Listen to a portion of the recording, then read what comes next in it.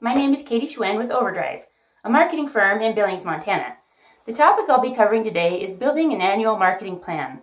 A little background on Overdrive. My business partner and I graduated from college together with marketing degrees many years ago.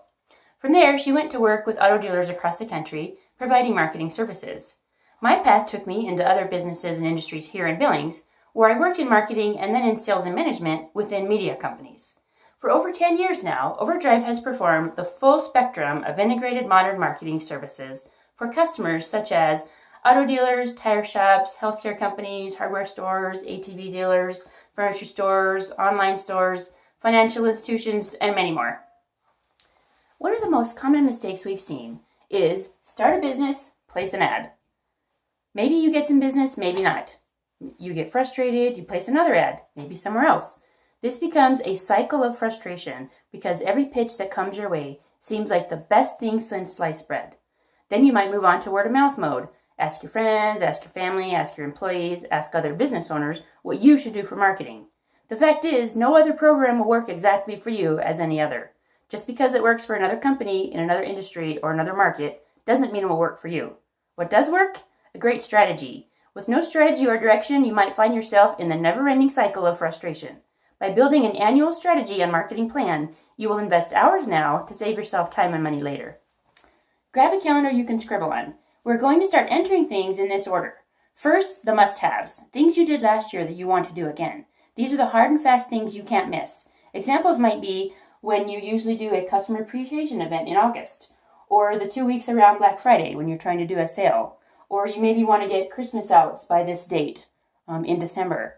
You might have a trade show to attend on these days. You might have a giveaway that you always want to do over Father's Day. So get those on the calendar first. Then from those, you want to work backwards for 2 weeks prior to each of those events or sales or promotions to fill in all the marketing tasks associated with them. Next, you want to add the wish list, things that you'd like to add that have a more fluid structure. They don't necessarily land on specific weeks. An example might be you want to launch your YouTube channel and you place that in this week. And another example would be you want to kick off a volunteer project in an off month where you can try and generate some publicity. Or you'd like to launch a new product or service. Once everything is on the calendar that you can think of, then you want to step back and look for holes. Analyze it for the workload and seasonality. If your busy season is spring and fall, you might want to reduce or reschedule those things to other times of the year. And if you see some holes, you might want to add something in there to help generate business or be timely and relevant for your customers or your potential customers. Now we take each of those calendar items and run them through this process. Strategy, creative, implement, and analyze. Strategy is where you set the goal of what you want to accomplish with that event or that promotion. The creative comes next, and that's where you decide what offer you'll make. Is it a register to win? Is it a percentage off sale? Is it a giveaway? And then what's the call to action associated with that project? Next, the implementation stage is how you'll get the word out. Are you going to email your current database of customers? Are you going to boost a post? Are you going to buy an ad? Here's where you decide how to implement the marketing of all the steps you've gone through. Lastly, analyze. Right after the event, otherwise you'll forget. Don't do it a year later when you're sitting down to do your marketing calendar again, because you'll highly likely not remember what happened. For those of you who don't have a product per se, like insurance, financial services, direct selling, like cosmetics and skincare, some of these components won't apply to you.